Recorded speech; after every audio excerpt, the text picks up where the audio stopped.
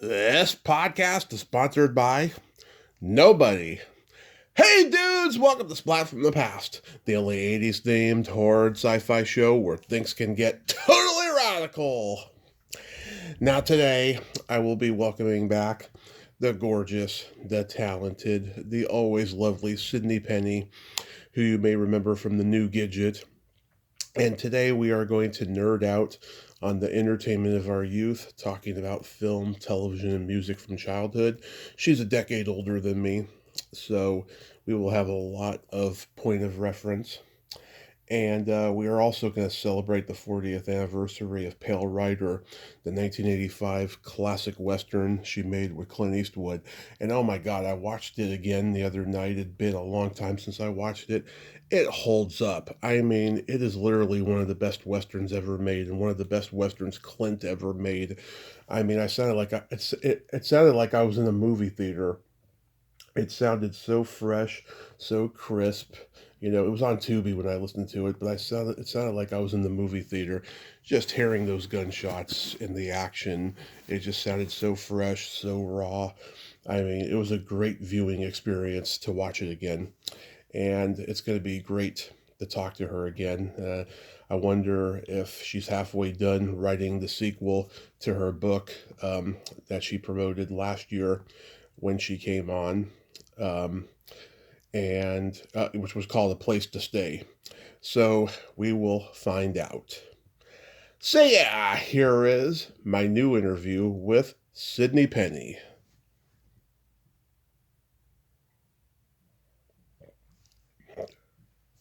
Hey Sydney, welcome back. How are you today? Thank you, Tommy. I was trying to plug in my phone because I realized I had very little battery and it was too many things to handle all at once. So sorry. How are you? It's okay. I am fantastic now that I'm talking to you. Oh, how nice. Thank you. Yeah, I keep sounding like a broken record, but despite the world getting crazier every day, I am blessed. I can't complain. Yes, that's what it starts with. It's I try to practice that myself, just remembering all the good. Absolutely. So, going back in time, do you remember the first movie that impacted you as a child? Oh my. Wow, something just popped into my head, and I don't know that it really is the first movie, but I was thinking Moonraker, actually. Isn't that crazy? Yeah. I think it was because it was one of the first Academy Awards I remember watching, and I think I had actually seen the movie, and so it was so exciting to sort of see it show up at the Academy Awards. But probably there were two movies that were my absolute favorites growing up. Uh-huh. One was The In-Laws with Peter Falk and Alan Arkin. Love it. I've seen it 1,000 times. Great movie. 1,000 times. And then the other one was High Society with Bing Crosby and Grace Kelly and Frank Sinatra. Oh yeah, that's a good one.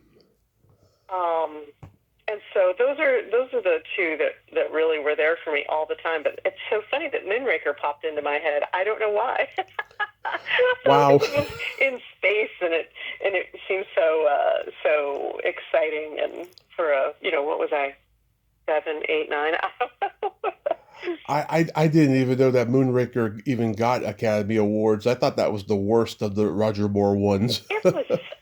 It was not great, but the reason why I'm really glad that my attention was called to it was because actually I ended up working with Richard Kiel in Pale Rider. And so of everyone that was in that movie, Clint Eastwood included, Richard Kiel to me was like the famous one because I knew him from Moonraker. Isn't that crazy? Just the perspective that you have. Yeah, he's great in the movie too. Yeah, Back to the Future for me was the first movie that impacted me as a child because I used to look at my parents. Oh, yeah. I used to look at my parents' yearbooks, and I always had that fantasy of going back in time and seeing my parents in high school and finding out why they're so fucked up and why I'm so fucked up. You know what? Just be glad you can't do that. You don't want to know. And they don't want you to know. So just move on. It's all good. They don't want you to know, but then you find out in little spurts as time goes on. Yeah, I guess so. But then also, I know that I've found out things where I really admired my folks to have gone through some pretty difficult things. So, probably balances out on the whole. Yeah. But yeah, oh my God, The In-Laws is such a funny movie, and I've talked to Penny Peiser a couple times. She's great. Oh yeah. Well, and I got to work with Alan Arkin. Yep. And I was in The Fourth Wise Man, which was a really nice movie, and there were a ton of wonderful actors in it. And Alan Arkin was one of them, but I didn't really work with him except maybe one day on set, and he's so professional and so like in the zone, and I was just way too sort of embarrassed to go, hi, I loved you when I was 7. And then I worked with his son, Adam Arkin, and also very, very similar, and he ended up becoming also a very, very good director. Mm-hmm. I think what a full world it can be sometimes. Oh, absolutely. What movie genre did you gravitate toward the most when you were growing up? Oh, well, so my dad loved movies, and he always fantasized as a young man growing up. And so just to set the scene for you, he was actually 53 when I was born. Mm-hmm. He grew up in Birmingham, Alabama in the 20s. Mm-hmm. And he used to love to go to the movies whenever that was possible. And, they could scrape together the nickel or whatever it was to be able to go to the movies. And he dreamed of being able to just watch any movie he wanted at any time. Especially, he loved Westerns and the old musicals. And, well, he loved them all. But so when videotapes became a thing, mm-hmm. he would tape movies off of TV, and he ended up having this huge library of movies. And so there was a movie on at our house like 24/7. There was always something playing in his office or in the living room. There was always something on. So I grew up with every kind of movie. But what I loved when I was really young was the comedies like The In-Laws, but also musicals. Just watched all of the musicals.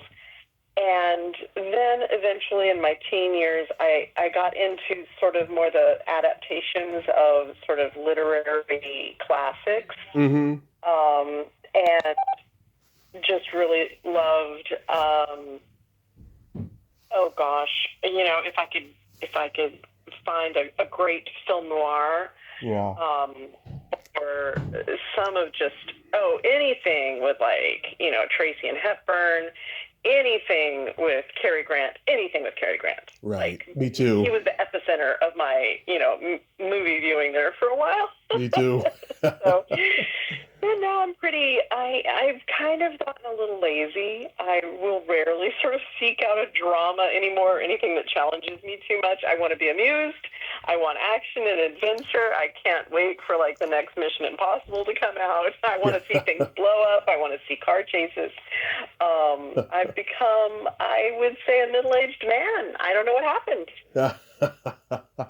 I love every movie genre. I've got a library of over 2,000 movies, and wonderful. Comedy and horror have always been my main wheelhouses. My parents showed me The Shining when I was a year old. It wasn't necessarily wasn't necessarily because they like horror, but they love Jack Nicholson, and over time it became like my go-to horror movie on Halloween. But at the time, it was terrifying, and I get that. Yeah, and then I got into the Freddy and Jason movies. I'm never been a fan of horror. I can't, and I'll tell you a funny story. Mm-hmm. I tried to look at horror from just a film lover perspective, because I really admire the genre when it's done well. Yeah. I can objectively say that, but I'm terrified. I just don't need to be scared like that. So one day, in the middle of the day, 10 o'clock in the morning, I was like, I'm going to watch The Ring. I want to know what all this hype is about, what people are talking about. I sat there, broad daylight, in my sunroom, not even in a darkened room or anywhere, scared out of my wits. And right when the film ended, the phone rang. And I kid you not, I went to pick it up when you still had a landline. I went to pick it up, and I stood there, and I looked at it, and I was like, I can't pick this phone up. I can't answer the phone. I can't do it. So I just let it ring. That's hilarious. I still don't know who called. But, I realize that horror is probably not the genre for me. I'm maybe a little too susceptible. Yeah, a lot of people aren't, it's for a very specific kind of people, I guess.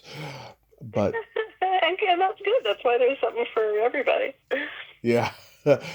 I loved, Westerns. My dad's the biggest Western aficionado I've ever known. He's an old liberal hippie, but he loves the Old West for some reason. And he loves everyone from John Wayne to Glenn Ford, Audie Murphy, Gene Autry, James Gardner, and of course Clint. Yeah, well, that's a good cross-section there. Westerns are amazing. They're one of our greatest art forms, and they're our Shakespeare, to me. Mm-hmm. The Magnificent Seven, Unforgiven, just wow, what wonderful tales. And then, what I actually really love is how they've gotten transported into Asia. Mm-hmm. Koreans are so great with Westerns, if you've ever watched any of their takes on it. Yeah. They really have reinvigorated it to a great degree. Yeah.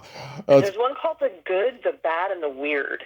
That is so worth watching. It's great. Well, The Good, the Bad, and the Ugly is, God, a timeless classic, but The Good, the Bad, and the Weird, no, I haven't seen that. It's great. You won't believe it. It is so good. Yeah. Who's in it? Anybody of note?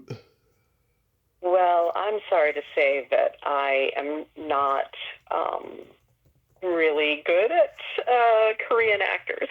Oh, okay. So I couldn't tell you, but the cast was wonderful. It's terrific on all scores. The way that it looks, the way that it's directed, and the acting, totally worth watching. Okay, I will make a mental note to check that out. Good. Well, and have your dad watch it. See what he thinks. Yeah.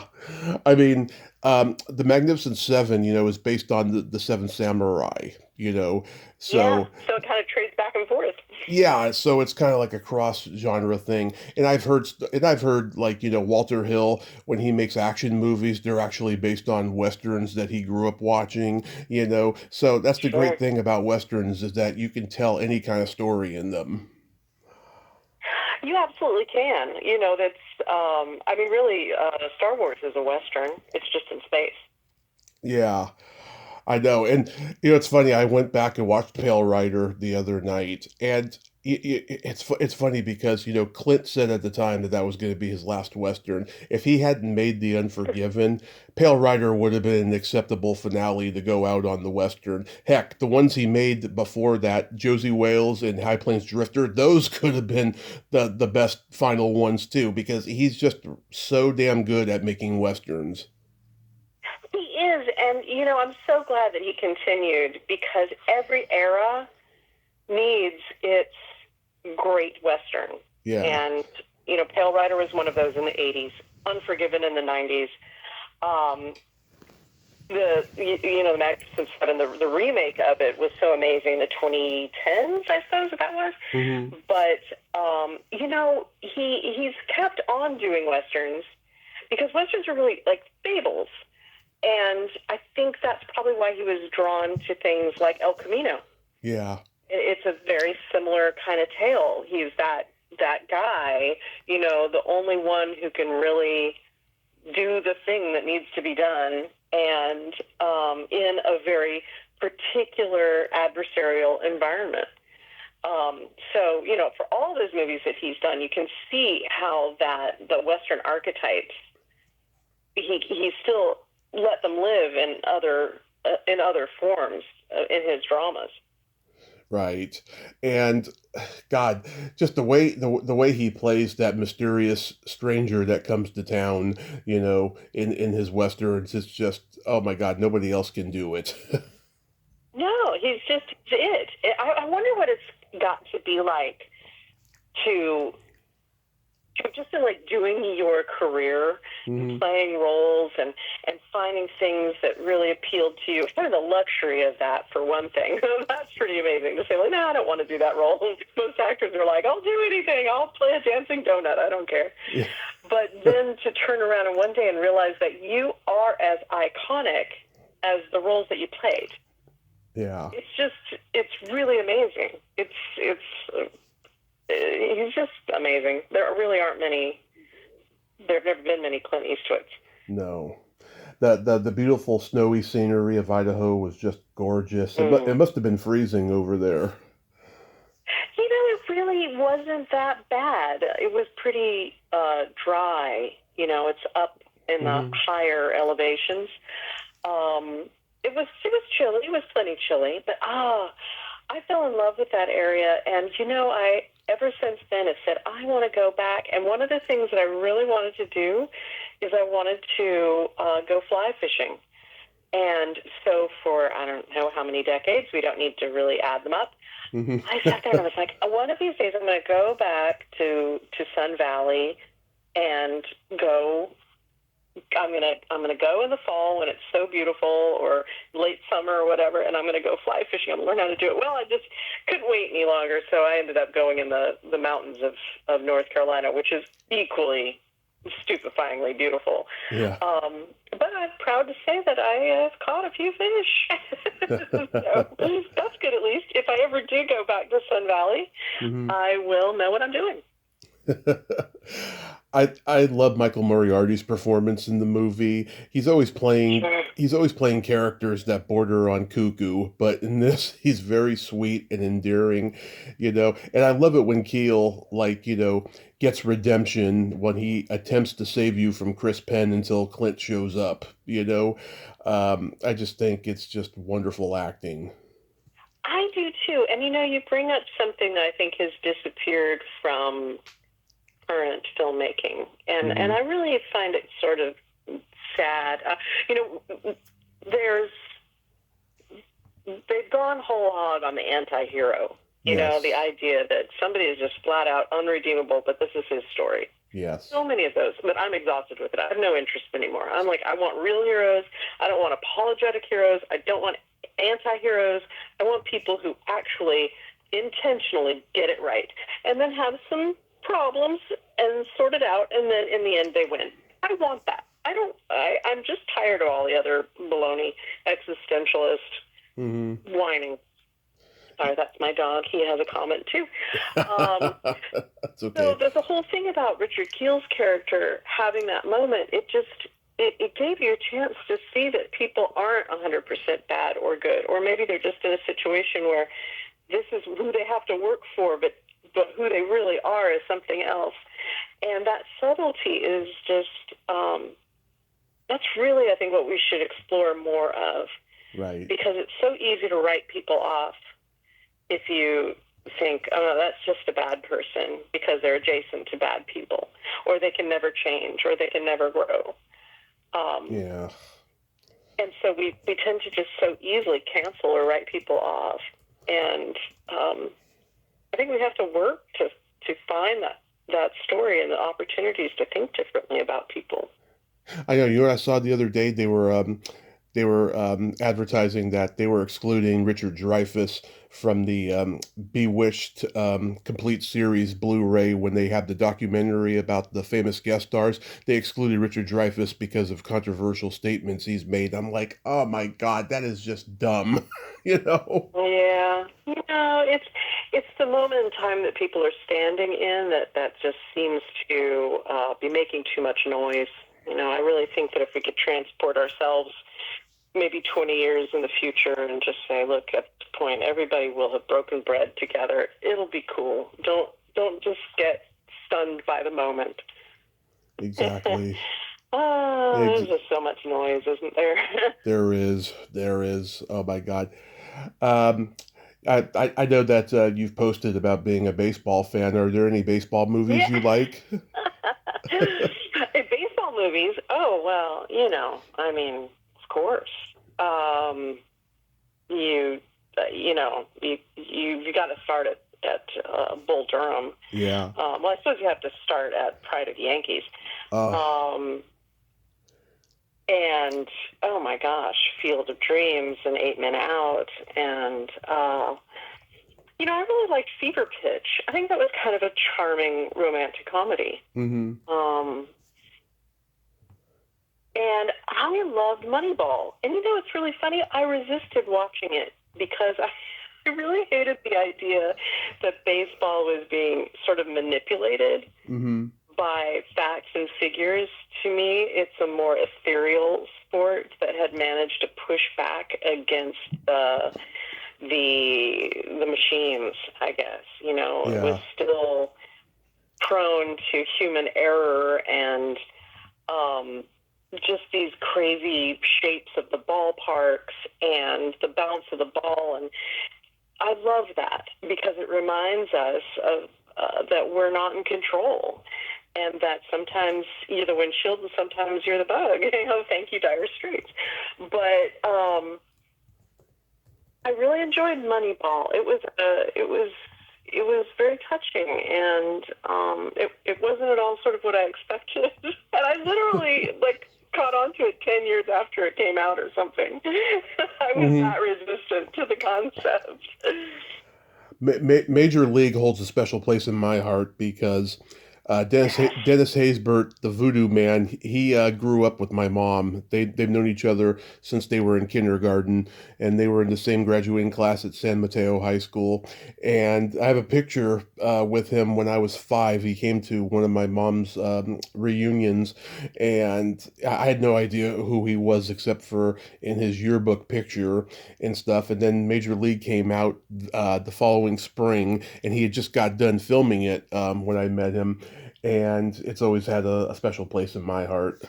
Oh, gosh, it's wonderful. Every now and then I'll have fried chicken and I'll think of him and Joe Boo. Yeah, Joe Boo. Joe Boo, absolutely.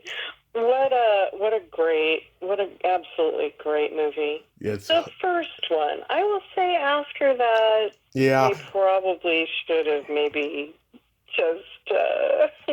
well, he wouldn't take the money and run, and everybody enjoyed the later ones too. But it was a little Police Academy after. Yeah, after we saw this. We saw the second one at the drive-in, and we laughed, but it wasn't as good as the first. We knew it, and so it was good just to say we saw it. Yeah, the third one I remember went straight to video, and we didn't even know it came out until it hit cable. Yeah, well. Those were the days. There were a lot of movies being made at that period of time that you wonder how they got their funding. And I really think that a lot of those were people who were funding movies and they were trying to hide some of their income. It was an interesting period in Hollywood. There was an HBO baseball movie that came out in the late 80s called Long Gone. Did you ever see it? I don't think I did. I recommend it. It's got William Peterson and Virginia Madsen and a few other people. And good cast. It's considered to be the best movie HBO put out in the 80s because they put out a lot of cheaply made stuff that wasn't that good, but this one was actually well made. And William Peterson, he knew it. He actually turned down Platoon to do this movie, I read. Wow. Well, I'll have to look for that one. Oh, have you seen the documentary called Fastball? No. Okay. This is so interesting. It's obviously about pitchers, but particularly about the fastball and how they've gone back through time and they've discovered that some of these earlier pitchers they were throwing heat, and now our modern day, if people throw 96, 99 miles an hour, you kind of go, yeah, that's a pretty good fastball.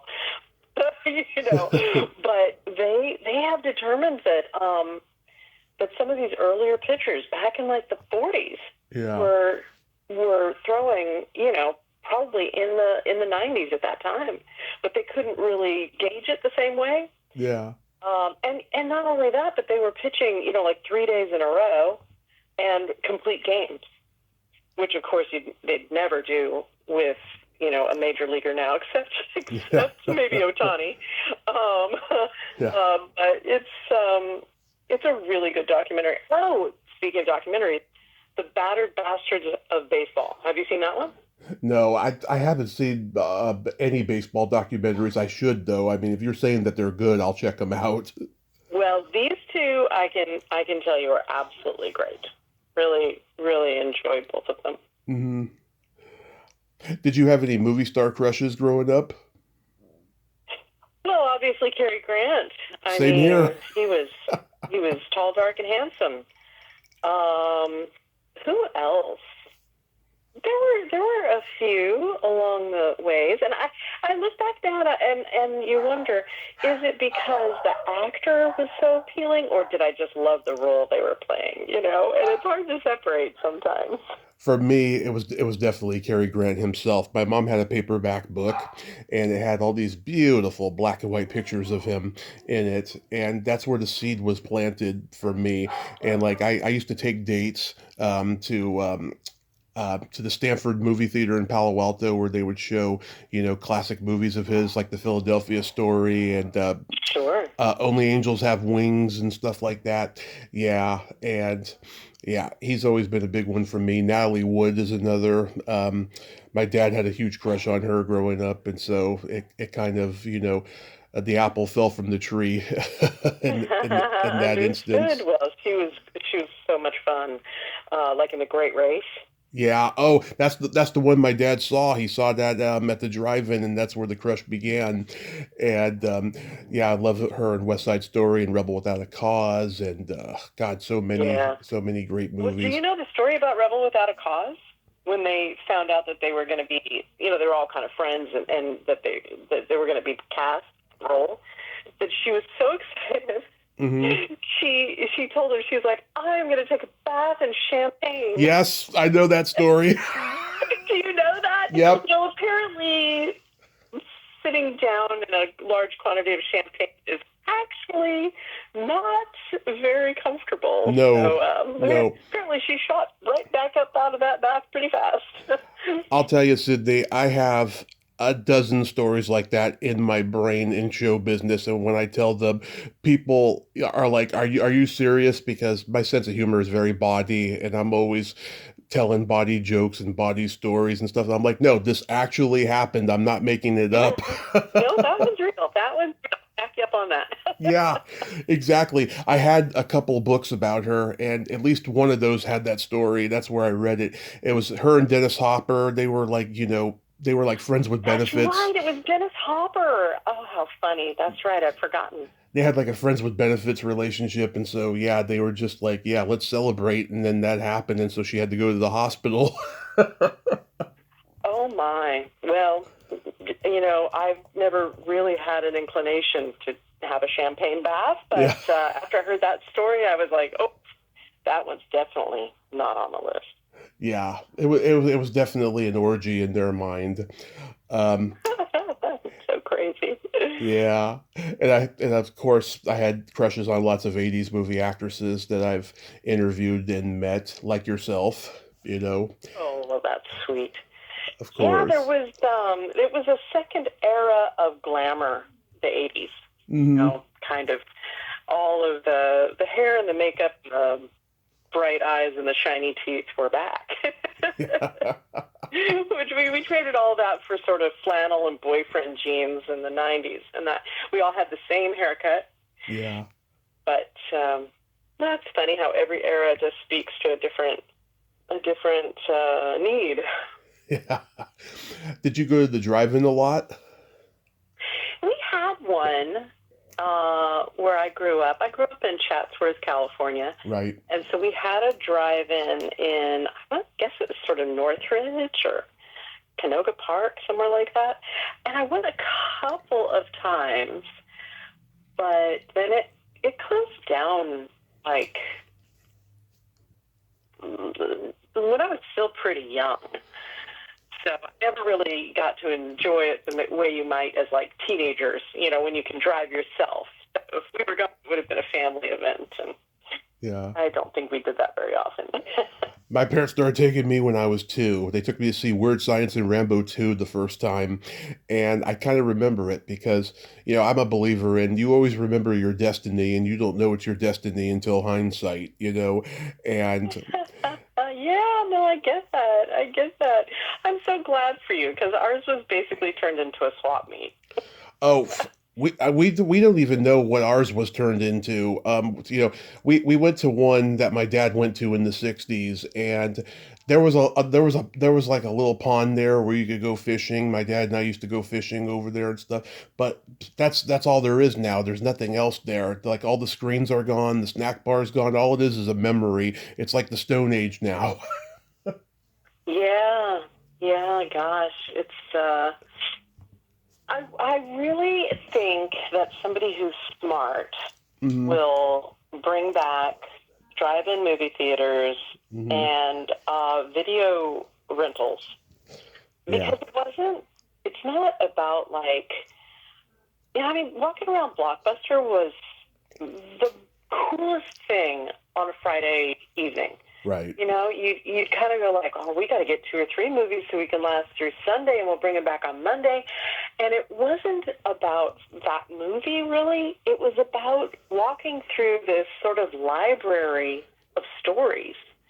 And, I click on Amazon Prime or I click on Netflix, whatever, and once it learns what I've been watching a little bit of, well, that's all they show me. And I don't want to have to search for something. I just want to wander around, and I just want to see something that catches my eye and go, I don't know what this is. It looks rotten. Let's watch this together and laugh at it. But it was something so great about having to actually go to a place physically and walk around and see other people and see what they're picking up and ask them about it. And, I just don't think there's enough opportunities for us to interact in a really harmless, innocent, good, positive social way like that. No, I mean, the internet made a lot of things easier, but it made everything too easy, and it's just really divided us. Yeah, I don't really want everything to be easy. I Yeah. I want I want to work for certain things Hmm. because I'll appreciate them so much more. That's why I cook almost every evening. Right. I could order in, but I really like going to the store and seeing, human beings Hmm. and knowing my butcher and the cashiers. And I really like knowing what's in my food. And I like taking the effort and knowing that, when my son and I share a meal together, that, it had all of that as components. Um, and I don't know, it's sort of gratitude adjacent, I suppose. Yeah. No, it's valid, I mean, you still want what you grew up with, the human interaction part of it, and not everybody's on the internet. I mean, there's people who still do exactly what you talked about just now, but yeah, just too many people are on the internet, and the younger generations, they don't know any better. Yeah, but the great thing is, it's so interesting how many are just realizing that it doesn't cover all the territory, that Yeah. it's not a panacea, that there's other things out there. There's Yeah. everything doesn't have to be smart. Sometimes it's good when things are dumb and slow. So getting into And that's television. sort of me, dumb and slow. So there you go. So getting into television, like what sitcoms did you watch growing up? Oh my gosh. Well, I was a huge Love Boat fan. Me And too. then when I was a little bit older, I got to watch Fantasy Island that came on right after it. Yeah. A huge Happy Days fan, Three's Company, Laverne and Shirley, Too Close for Comfort. Um, Love it.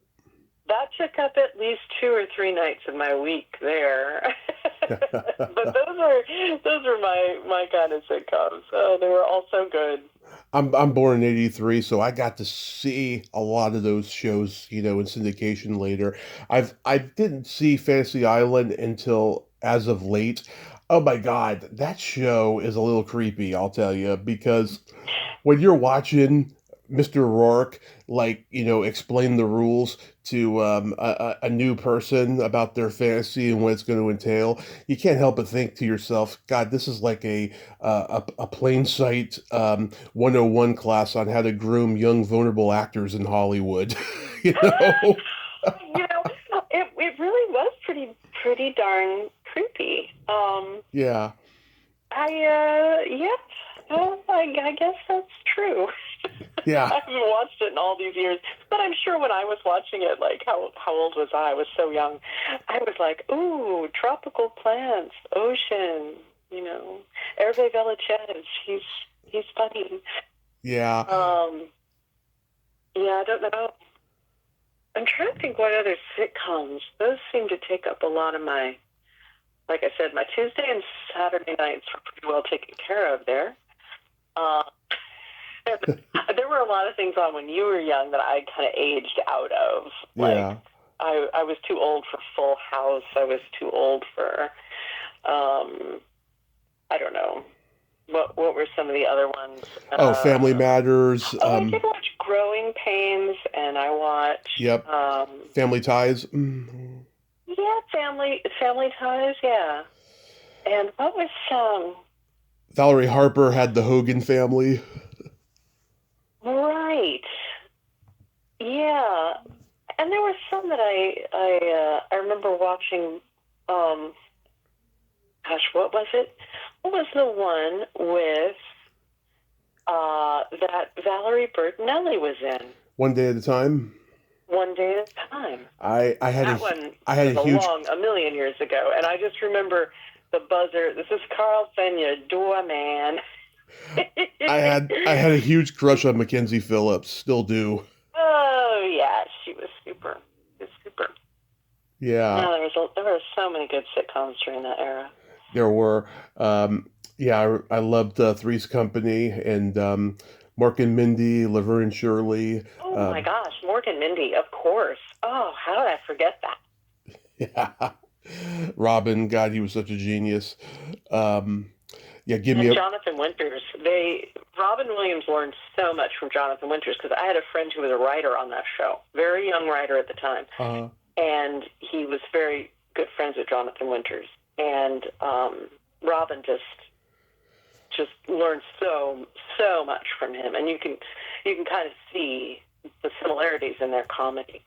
Yeah, and that crazy improv style, and they also have similar backgrounds on what kind of mental illness they suffered from. Jonathan was a more extreme because he was actually in an institution for a while, but they both Mm-hmm. suffered from like manic depression, and they would just like go into an improv rift and just be all these different characters, and that was their like coping mechanism.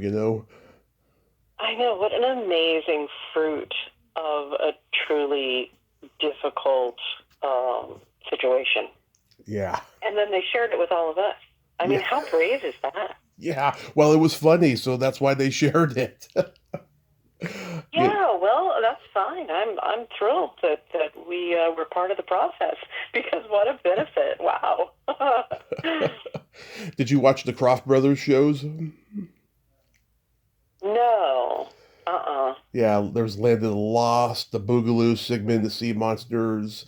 You know, Oh God, Sick of the Sea Monster. I did watch that. That freaked me out a little bit. That wasn't my scene. That and like HR Puffin stuff. I was like, what's yeah. wrong with you people? This is disturbing. This is for Oh potheads. This no. show. I guess. Yeah, that wasn't my scene.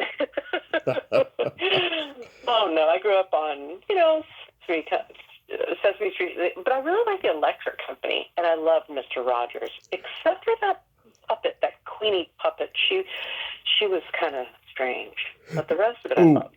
did you watch Pinwheel? No. Whenever I bring that show up to somebody, they don't remember it. It was a Canadian ripoff of the Electric Company. It was very similar to it with puppets and daily lessons and all that stuff. And the theme song is just so memorable. It was like Pinwheel, spin it around. Look at my pinwheel, look what I found. Pinwheel. That's so funny. No, I don't think I ever heard of that one.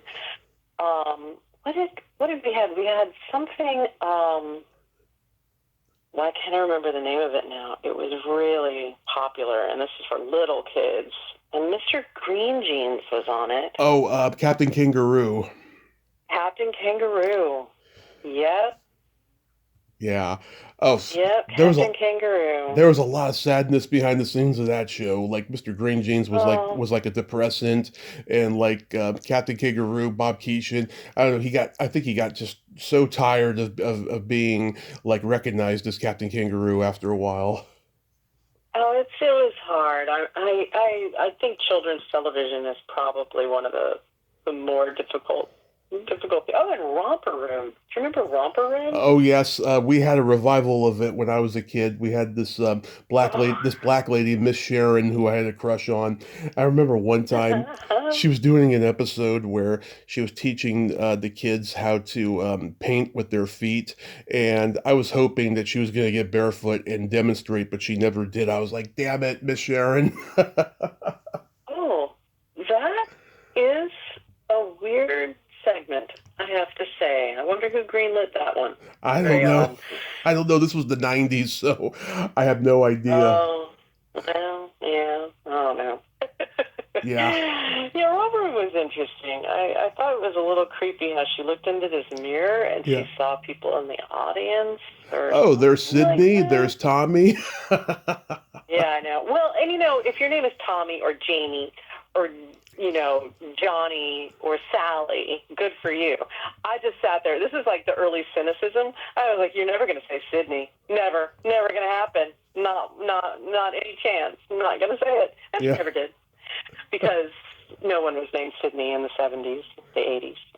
I know, it was nobody my age, and certainly no little girls. I know, it was a very uncommon name. Like, did they name you after somebody in the family previously or something? Yeah, it was my grandmother and my great-grandmother. Okay. They were both named Sydney. Apart from that, it was always just older men in their 60s, probably accountants, until Alias came out. Yeah. And then her name was Sydney. And Providence. Walking through the grocery store and yeah, hearing my name yelled all over the place. I was like, what's going on? Why are people yelling at me? And they're yelling at like little 5-year-old girls to, not put their hands in the mayonnaise or whatever it was. I think Providence also, the main character's name was Sydney. Melina, I can't pronounce her last name. It's Greek. She was on CSI New York. Right. Right? Right, yeah. Yeah. She was Dr. Sydney Hansen on that show. So yeah, I mean, I know. There have been some characters in pop culture named Sydney that are female. What Saturday morning cartoons did you watch? Oh, well, I was definitely a Loony Tunes gal there. Love me some Bugs Bunny. Oh, yes. Yeah. Well, that was pretty much, they pretty much consumed all the oxygen in the room. That and the Hanna-Barbera bunch, Tom and Jerry. Weirdly, I was always rooting for Tom. Am I alone in that? I don't know. Of Tom and Jerry? Yeah. I guess because, he's supposed to be like Sylvester and Jerry's supposed to be like Tweety in that, he's like trying to get rid of this menace, Yeah. I always thought Tweety was just kind of entitled and spoiled. Yeah. I rooted for Tom. I rooted for Sylvester. I love Speedy Gonzalez. Oh, yeah. Oh, Speedy was great. I have a compilation tape so of all. Funny. I have a compilation tape of all the best of Speedy Gonzalez. I have all of the characters, but Speedy Gonzalez, I'm like, oh my God, he was such a good character. They didn't make enough with him. I know. Well, and if you watched it on 1.5 times, he gets even speedier. Yeah. They should have had Speedy Gonzalez and the Roadrunner together. Oh, they should. Yeah, that would have been great. They didn't come up with that and stuff. I was a big Alvin and the Chipmunks fan.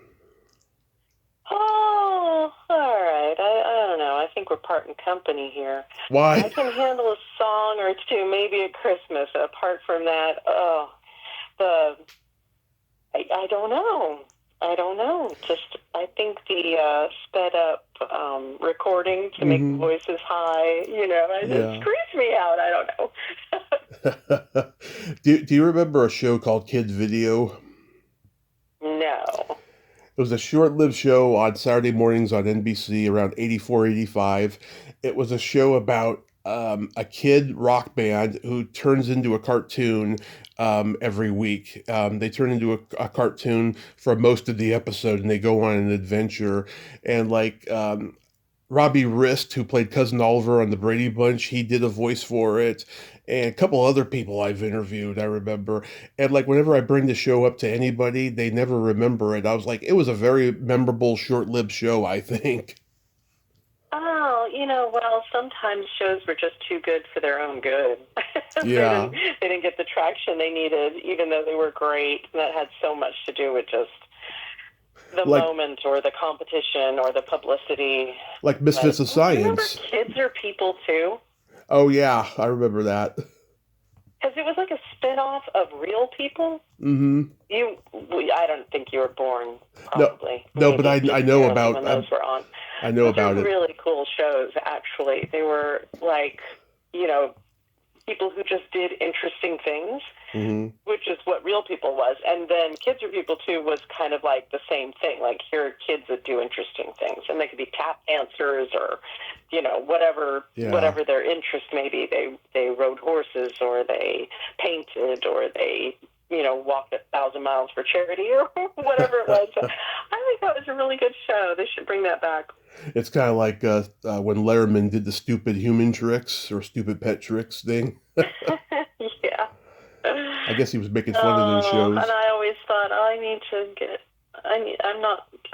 need weird talents. I got to come up with a weird talent. Well, I still haven't found one. If you give me a plastic water bottle that hasn't been opened, I can open that with my belly button. Oh, wow. I thought you were going to say your teeth, but no. You went there. Wow. No. Good for you. I used to do it on really interesting talent. I used to do it on stage when I did stand-up comedy. Sometimes that would be my closer, and half the crowd would laugh, half the crowd was like, "What did I just see?" Yeah, I get both of those reactions. That's something. That's really something. Yeah. Kind of like people who can roll a quarter down their abdomen, like doing a kind of a belly dance thing. I don't think yours is actually more practical. At least, the bottle is open when you're done with your act. So that's... Yeah. I'm sure you remember when MTV was first launched. Oh, my gosh. Oh, well, and I was one of the ones without cable. The only way you could see it is to get cable. So I remember spending the night at friend's house that had cable, and I was like, we're going to stay up all night and watch MTV. It was amazing. And then I just didn't understand how all of a sudden I turned around one day and there was literally no music on music television. So what? I think you people have lost your way. Then you had to watch VH1. Yep. And they were pretty good. They did a countdown of some kind. I used to watch VH1 in the big 80s, and I discovered a lot of 80s music that I did not know about before that, Sure. Yeah. Well, and it was cool for me because my interest was in 80s alternative. I wasn't a pop or R&B hip hop person, so alternative was where it was at for the videos anyway. I mean, and the epicenter of my world was Duran Duran. So, and I blame anything I can't remember now is that the RAM space is just taken up with Duran Duran lyrics. So, no, I'm sorry. I did not remember that we were going to have lunch today because the lyrics for, Rio. I love Duran Duran. I actually interviewed the guy who directed most of their music videos, Russell Mulcahy, and he said when they shot the Rio video, sharks almost ate them when they went swimming after the shoot.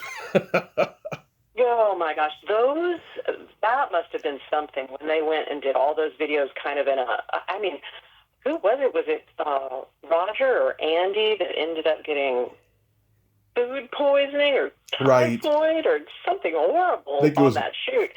It was Roger. Great. At the end of the day, I guess that's all that mattered. I think it was Roger. Yeah, I think it was Roger who got the food poisoning. Yeah. So awful. Yeah, they had that VHS tape of all their music videos sieging into each other like it's an hour movie. I have it in my collection. Oh, yeah, I had that. It won a Grammy. It won a Grammy for best long form video, and I think it was the second one to do so after Michael Nesmith's Elephant Parts, which I watched recently, and I was like, oh my God, I cannot believe how politically incorrect Michael Nesmith was. Oh, interesting. Didn't he also write Repo Man? He produced it, and he also produced Tapeheads with John Cusack and Tim Robbins, and he produced quite a number of movies. Time Rider with Fred Ward, where he's an astronaut who travels to the Old West. Yeah, he got a really he chose a very cool slant on things, kind of like Sparks. Mm-hmm. They were so ahead of their time for decades. Like every decade, they just leaped a decade ahead. They're amazing. Oh, did you see their documentary? Yes. Oh my gosh, how wonderful was that? That was those guys. They're the best. Fabulous. Yeah, I like how they just kept going. You know, they overcame a lot. You know, because they were just so out there, but they were like, we're sticking to our guns here. You know, and it's just amazing how they did it. Yeah, and I love that it just started in childhood with them. You know, they were like, "This is what we do. This is who we are," and they never questioned it. They were just, you know, well, I'm sure they had their doubts, and I'm sure they had their periods of you know, feeling not so secure.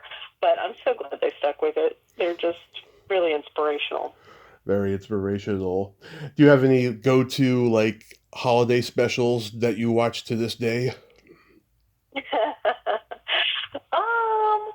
Well, of course, I grew up on all of the sort of the claymation or you know the Rankin Bass. What would you call the stop action, like the Rudolph, Rankin Bass. You know, and those were definitely always part of it. Frosty, I quote Frosty the Snowman probably, you know, at least once a month. Yeah. When you know how he would melt and then he'd show up again and happy birthday. Just that kind of that feeling of like I've gotten everything wrong and I don't even know where I am and what's going on. I'll be like, I feel like Frosty the Snowman, just starting all over again. Yeah. Well, I always loved the Charlie Brown Thanksgiving and Christmas specials. I love the Thanksgiving one. Peppermint patties, like toast, pretzel sticks. What blockhead made this Thanksgiving dinner? Those were so good. I'll always have a soft spot for Charlie Brown. Now, of course, you know, I voiced Lucy in the one that no one ever sees. Yeah. Ever. Like, it's never to be seen. I don't know how I got that bizarre unluckiness, but I'm pleased to be part of the team. Yeah, you did the big stuffed dog, and my buddy who's coming on the podcast on Monday, Michael Pritchard, was part of it too. No way! Well, tell Michael I said hi. I haven't talked to him in years. I will. He is hysterical. Oh my gosh. Yeah, he and I just got back in touch this week, and I said, yeah, you want to come on the podcast next week? He's like, sure. Yeah, oh, he's just the greatest guy. I love him. Fantastic. Will you tell him hi from me? I will. I said, I promise I will. I promise. There's quite a number of people that I've mentioned him to that want hi, so I will say hi from all of you. Very good. That's good. What about go-to holiday movies? Holiday movies. You know, actually, I love The Holiday. It's not a throwback, really, but it's pretty vintage. It's just wonderful. And Jude Law is in it. Yeah. So, I mean, that's worth watching. What else? I had to put a moratorium on It's a Wonderful Life because they played it on every channel back in the day, especially when they first did, they were colorizing movies. Yeah. So you would be flipping the channels about like December 20th or something, and It's a Wonderful Life was on every channel, black and white color, black and white color, black and white color. Right. It was like, I need to not watch this movie for a long time. And so I think they only allow it to be shown now like once a year, probably for that reason, because it was getting sort of... No, it was in the public. It was in the public domain for a long time, and now it's copywritten again. Someone got a hold of it. Oh, thank goodness. Yeah. Yeah. And it's a lovely movie, but it's not actually my favorite holiday movie at all. Planes, Trains, and Automobiles is so... I challenge myself. I'm like, don't cry. You get through the end of this movie and don't cry. See if you can do it. Can't do it. Never done it. Every Thanksgiving I watch it. Yeah. It's too good. Every Thanksgiving I watch that movie. And I watch Miracle on 34th Street, the original. It's sweet. Christmas Vacation, A Christmas Story. Yeah. Bad Santa. Oh, wonderful. Yeah. Oh, I don't go Bad Santa. I gotta keep it. I can't keep it light. My sister-in-law loves The Ref, which is also... Oh, I love The Ref. A Christmas movie. But I'm like, I don't need dysfunction right now. You can watch that one in July, maybe, but not now. I love the Ref, that kid in the movie. You know, he says, what kind of person has a business open on Christmas Eve? And the kid says, Republicans. It's hilarious. Funny. There's so many holiday movies. And I swear, there's just like, if you started in July and watched nothing but holiday movies, you wouldn't get to the end of them by Christmas. Oh, yeah. And it's funny, if you go on Tubi and type in the word Christmas, you'll have hundreds of Christmas movies come up, and you'll see hundreds of ones you never even heard of that have been out in the last decade, you know, that went straight to streaming, and you'll find some gems in there. Like I found one recently. Oh, what was it called? Oh, American Christmas, I think it was called. And two guests of mine, Stuart Pankin from Not Necessarily the News, and Sarah Ballantyne, who's the daughter of Carl Ballantyne, the legendary magician.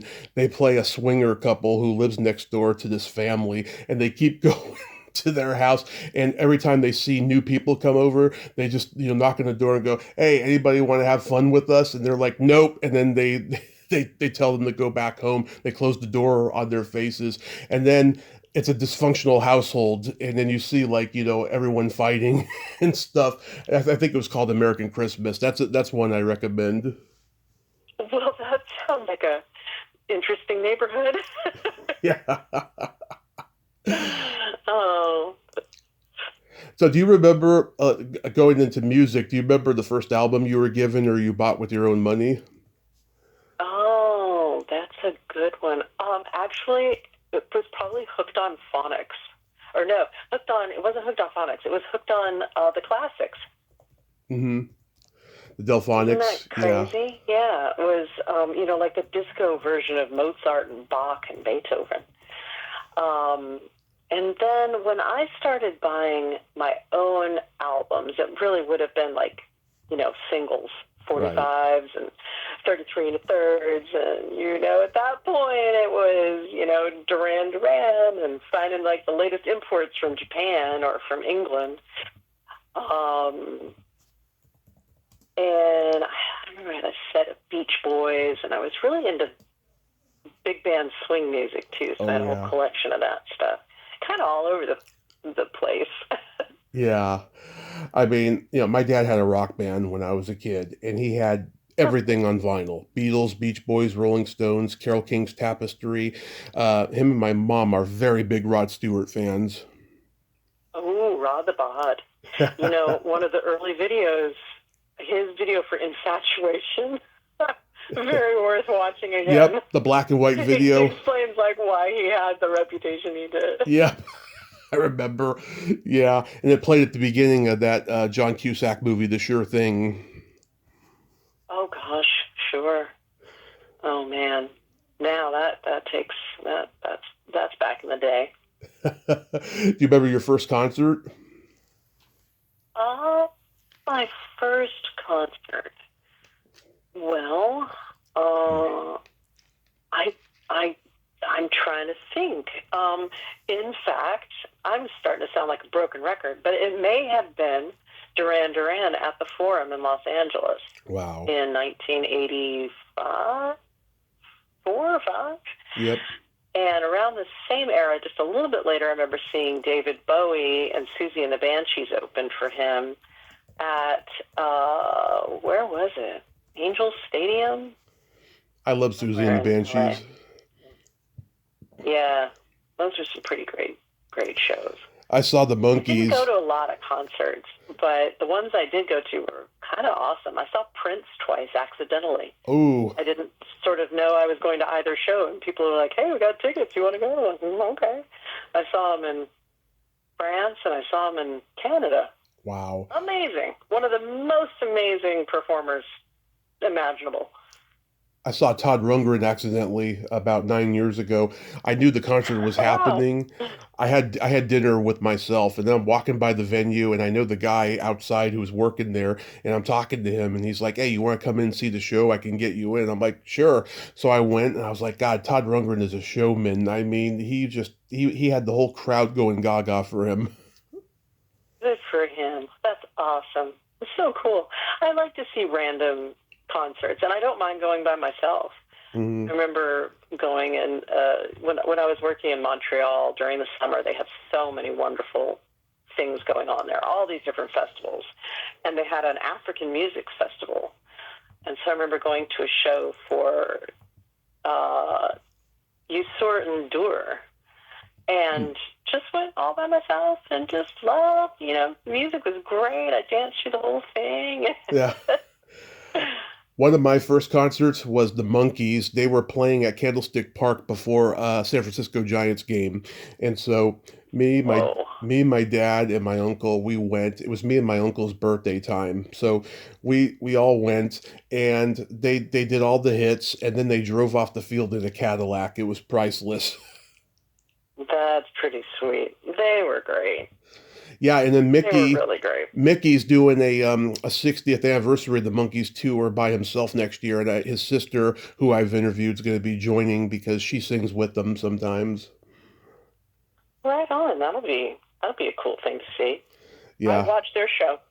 Oh yeah, I loved watching the Monkees, the reruns of it. I'd catch that after school. I had a crush on Davey, and so I'd watch the Monkees on Nick at Night every night. This was when they were doing their comeback, and Michael wasn't ready to come back to the band yet. So, yeah, I'm a huge Monkees fan. Yeah, Davey was super cute. So cute. Yeah, and people don't realize he was on the Ed Sullivan Show after the Beatles. He was part of a comedy team thingy. So it was the Beatles, Charlie Brill and Mitzi McCall. I got to interview both of them before Mitzi died. Oh, God, it was one of my favorite interviews. They were so hilarious. And then that group of people came on with Davey and stuff. And Davey got asked until the day he died, did you talk to the Beatles? Did you get to meet the Beatles backstage? He was like, yeah, try following that. That's rough. Oh, here's a fun question. Do you remember the first time you discovered your belly button? No, not at all. Nope. I guess it was just always there. Kind of took it for granted. Should have paid more attention or marked that down in my diary. Yeah. I remember when we were playing my Secret Silly game last time, I made you look because you never look at yours. Well, Yeah. It's like I said, you just take certain things for granted. So how's the book doing? A Place to Stay? Well, it's still there. I've done a couple of book clubs, which has been really fun.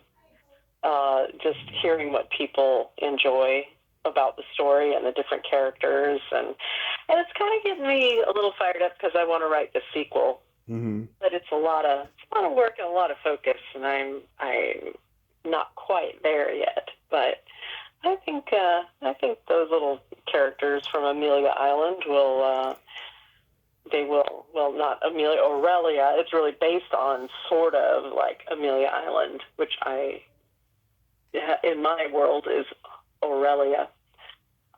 Yeah, they seem to have some things they want me to talk about. So one of these days I'll have to give them some time. Well, just make sure you don't do another 22 years. Yeah, no, that's far too long. I think I could get it pulled together faster than that. If not, I'll talk to you again in about 2040. So I found out recently, and I did not know that your husband passed away. Yeah, I am the end of last year. I am so sorry. God, my heart is with you on that. I'm so sorry. Mm-hmm. Was it was cancer? Yeah.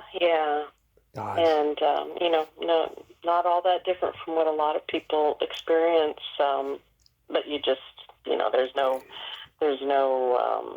prescription for getting through it. Yeah. It's just not one of the best things in life. Yeah. But what you also find is how genuinely lovely people are and how supportive and how there's fortunately still a lot of beautiful things in life to experience and to be grateful for.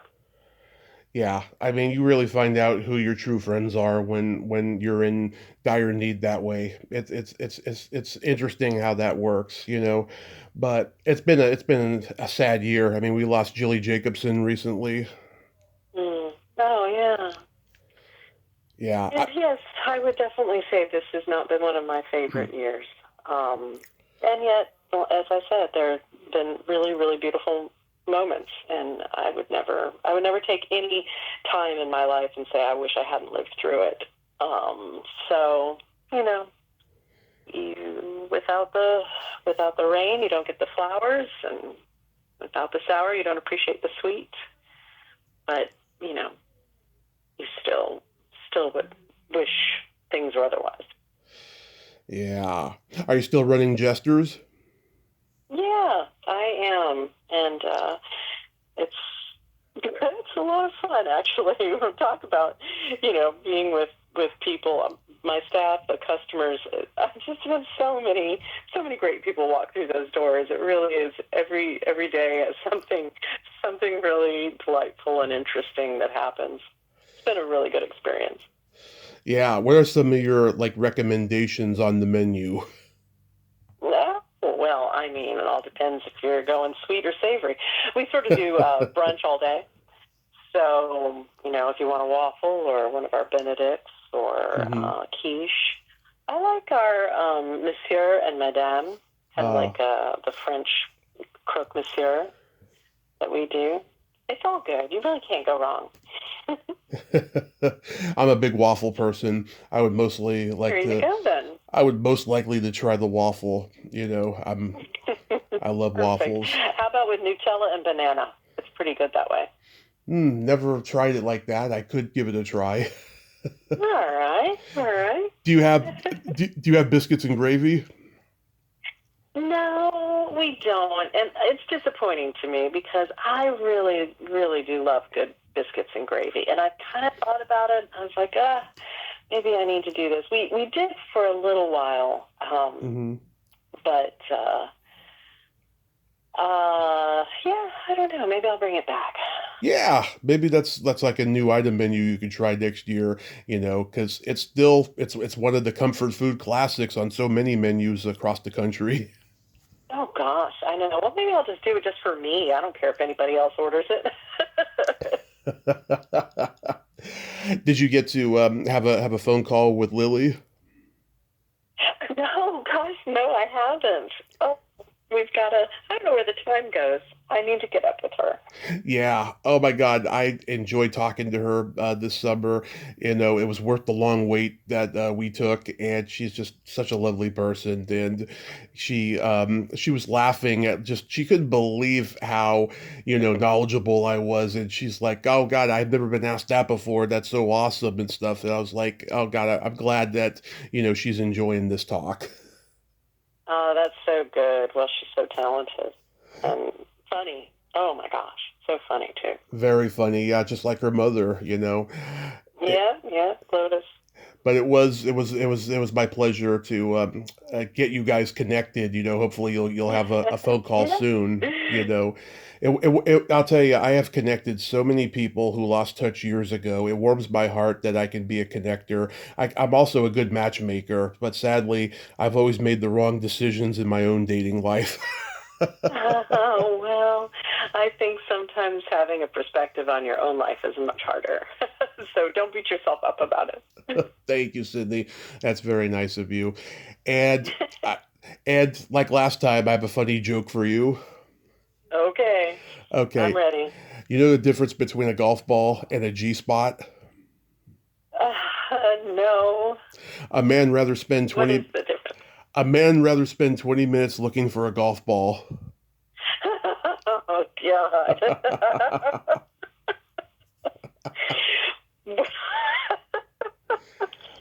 Well done you. I'm going to have to try and remember that one.